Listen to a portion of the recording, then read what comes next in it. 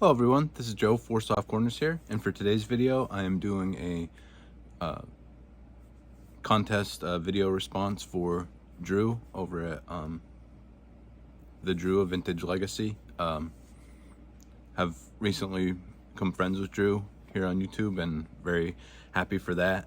So for his contest, he is celebrating 200 subscribers, which is, I feel like he should have a lot more than that. So if you're watching this at all and you're not currently subscribed to him, his channel will be in the title and in the description, so make sure you go over there right away and subscribe. Really great collection, and he's even really great collection, but I think is even maybe better at woodworking, and to couple the two of those together, just the way he displays everything is just really, it's amazing to see, and some really beautiful displays and stuff he puts together there. So for his contest, he wants us to show off some players who ultimately never won a World Series. A lot of these are probably, I mean, there's some pretty big names out there, players that have never done it. So some of them will probably be very similar among the videos. I tried to pick some that were a little bit different or I haven't seen much yet.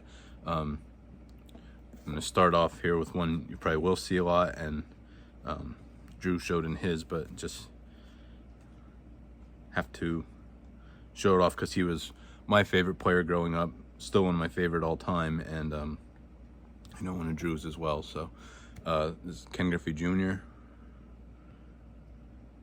Here's a 93 Pinnacle with some defects there, the Home Run Club.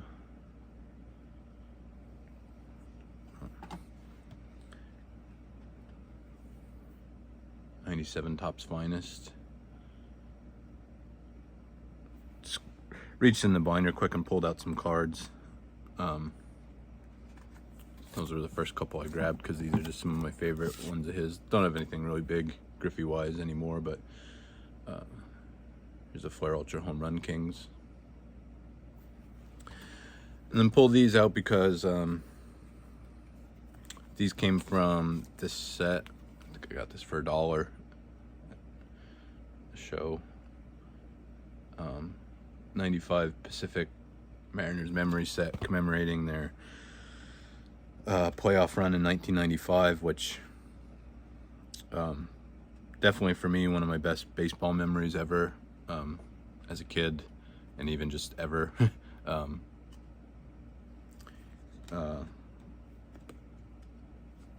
So ultimately lost to the Indians in the ALCS.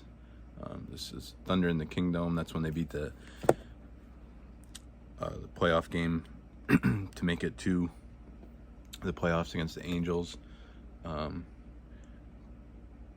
Griffey has big debut. I believe he had 2 home runs in his first playoff game.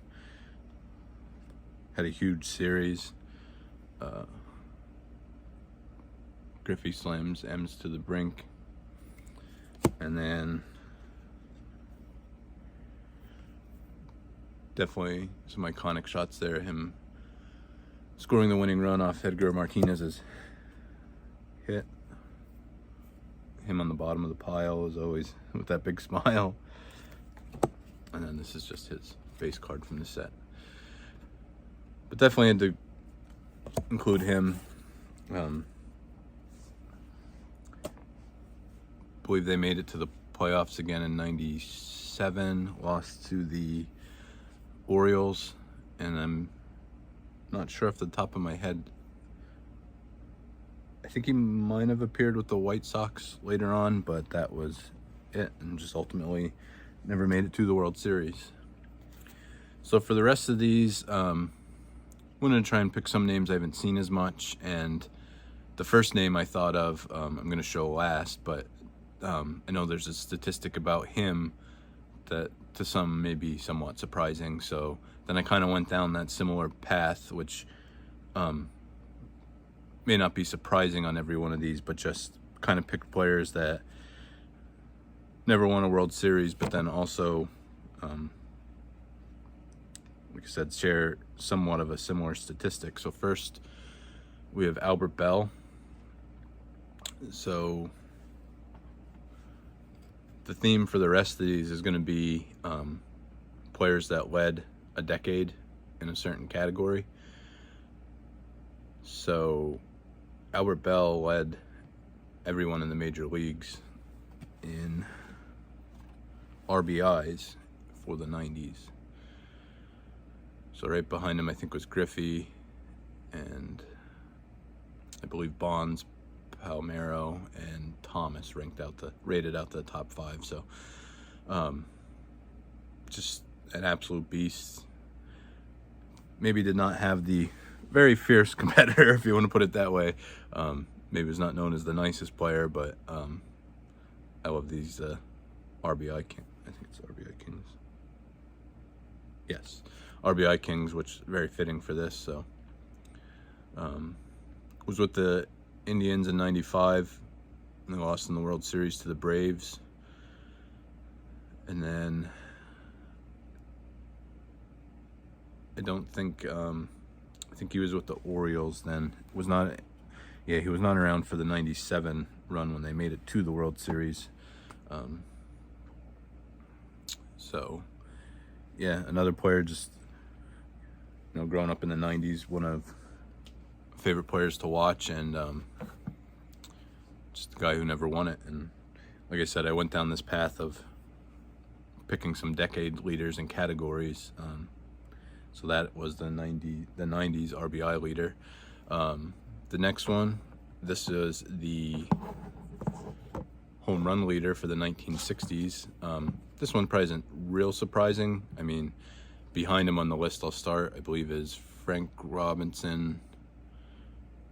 I forget number 5, but it goes Robinson, Mays, Aaron, and then this guy. So that is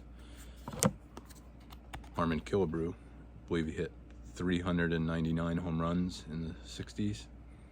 So here's his 68 tops.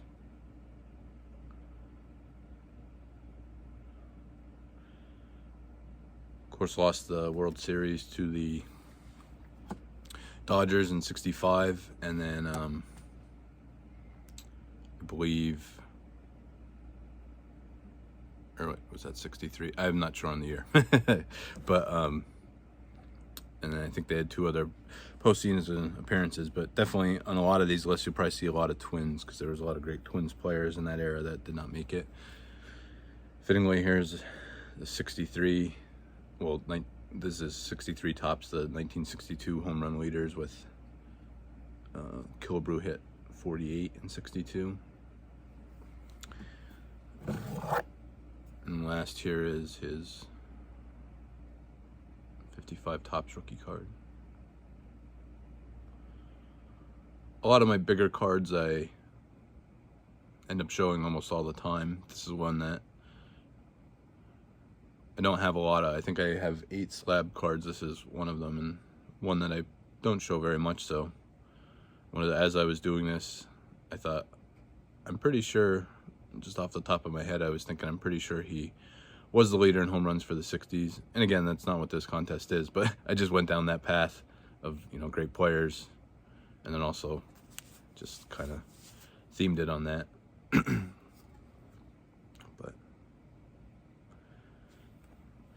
And then lastly, this was one of the first names that came to my mind, being a Phillies fan, and but so this is, well, I guess I kind of probably gave it away a little bit there, but so the leader in hits for the 1950s, I'm assuming most people would not think of him. I believe from 5 to 2, I think below him it was Duke Snider, Alvin Dark, Stan Musial, Nellie Fox, and then number 1 for hits in the 50s was Richie Ashburn. I believe he had 1,875. Here's his 56 tops.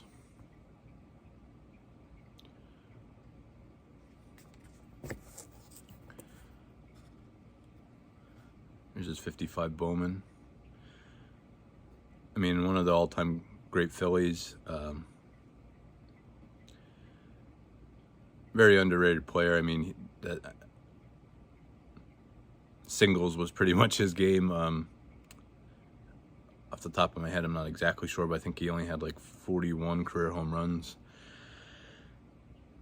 So obviously overshadowed by a lot just because of the big power numbers that he was lacking in. But as far as a hitter, collecting base hits, and defensively in center field, was one of the best. Here's his 53 Bowman color. Made it to the World Series in 1950 with the Phillies Woods kids, but lost to the Yankees. And off the top of my head, I can't remember. That might have been his only postseason appearance.